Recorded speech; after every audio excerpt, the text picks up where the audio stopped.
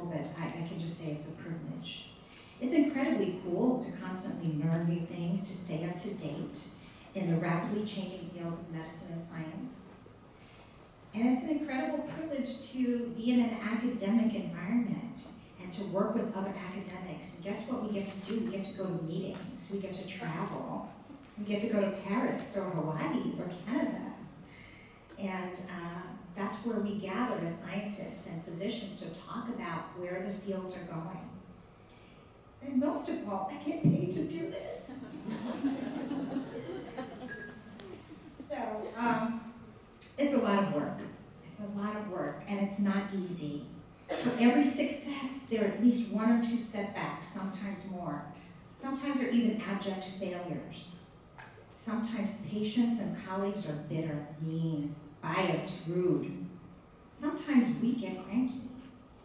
Sometimes there's a complication from surgery or from the treatments we're given.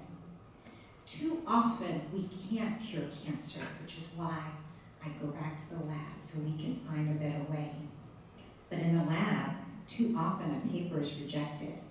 Too often a grant doesn't get funded. Too often we're tired. So why do we do it?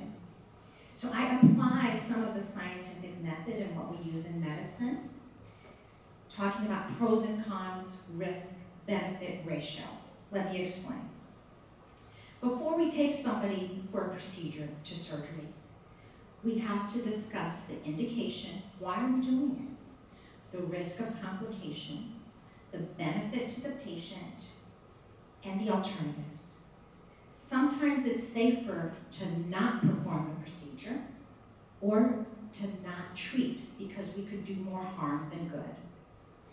Sometimes we need to operate to save a patient's life. These decisions depend on the procedure, they depend on the patient, and they depend on the surgeon or the physician.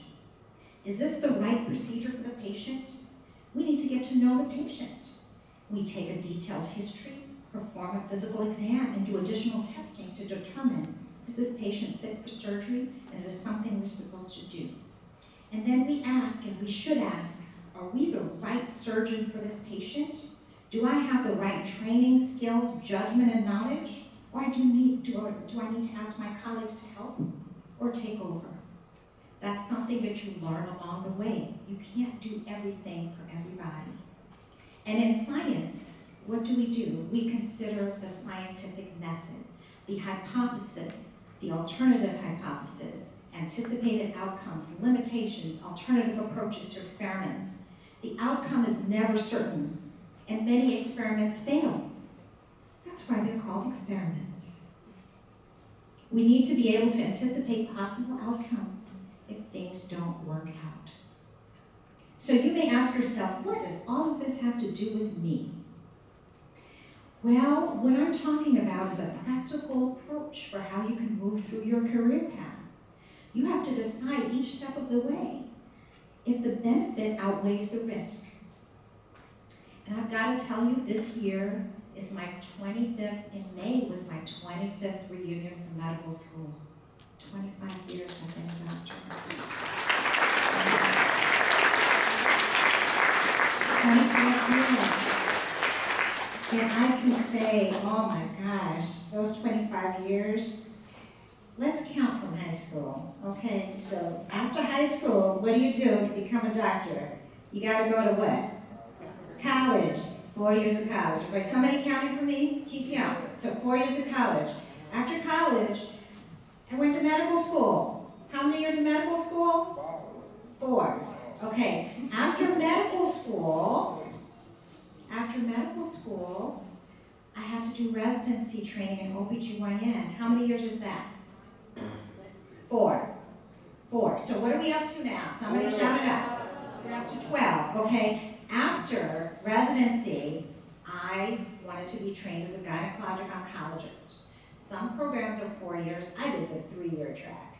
So 12 plus 3? 15. Okay, and then after that, I was bitten by the science bug and I did a postdoctoral fellowship.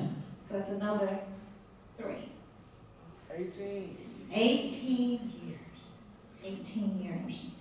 Okay, so during that time, there were lots of setbacks, There are a lot of sacrifices. There's debt from doing all that training. There's rejection, there's fatigue. So it's challenging, it's not easy. But I gotta tell you, I've received so much more in return. So much more in return, and I talked a little bit about that. But I'd like to sort of end with what helped me along the way and what continues to help me today. And some of these things are truly personal. You've got to kind of know who you are. Part of my personality is I don't like to be told that I can't do something. Okay? When I was in middle school, I was told that I had absolutely no aptitude for science. So I'd like to today give thanks and a shout out to my chemistry teacher, Mr. Keegan, for motivating me to prove him wrong. All right? I'm sure you have Mr. Keegans in your lives. I know you do. Another personality trait is I have sort of what they say, fire in the belly. I'm very driven. I have an internal drive. And so I don't let things stop me. If there's a problem, if there's something, a setback, I try to solve that problem and either go around it, go above it, or pick an alternative path. So I'm pretty resilient. I'm lucky that I've inherited and developed core values to embrace challenge, to be grateful for everything I have, and to want to give back and fight for others who are not as privileged. I have a true love of learning. I like to learn new things. I think it's really amazing to learn something new that I didn't know before, and I feel like that makes me creative. And even though I'm the very first person in my family to become a doctor, I come from a family that puts a high value on education and entrepreneurship. I have a truly supportive family, and through the years, even though my grandma kept asking me when I was going to be a real doctor, she is now 97 years old and is very proud that she lived to see me finally become a real doctor. I have very supportive parents, husband and son. And along the way, I've learned to develop support from colleagues, from the outside community, outside of medicine and science, because sometimes it's isolating, and from the staff where I train. So let me tell this brief anecdote about being at Vanderbilt. I was one of only 3 Black female surgeons in the main operating suites at Vanderbilt in Nashville, Tennessee. And I remember one night I was called in for an emergency. And I'm racing down the hallway in the back parts of the operating rooms, and this back elevator comes up, and an elderly African-American gentleman is pushing a tray of instruments, and we sort of meet. I'm like racing to go to the operating room. And I stop him in the hallway, and I say, I'm trying to find room, whatever it is. He's like, yeah, that's where I'm going.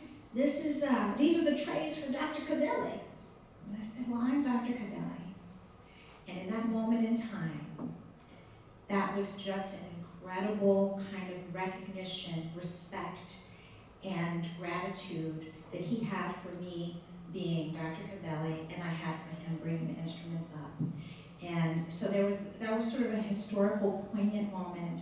But I've got to tell you that staff along the way have helped me in medical school when I was pretty much starving. The folks in the cafeteria would say, hey, Cavilli, a little extra. You know, if you're nice to folks, they're nice to you.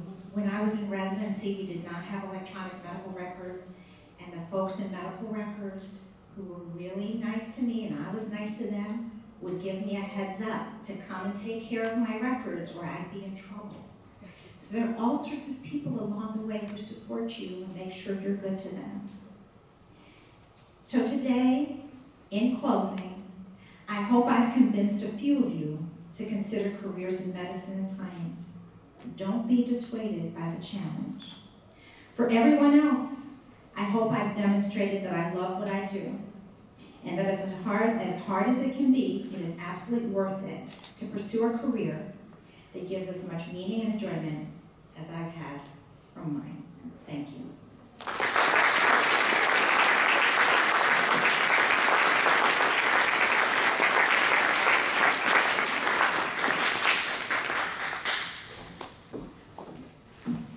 you everyone for being here. Thank you, Dr. Cabelli. I'm ready to get back to the lab and see if I can remember how to use a pipette myself.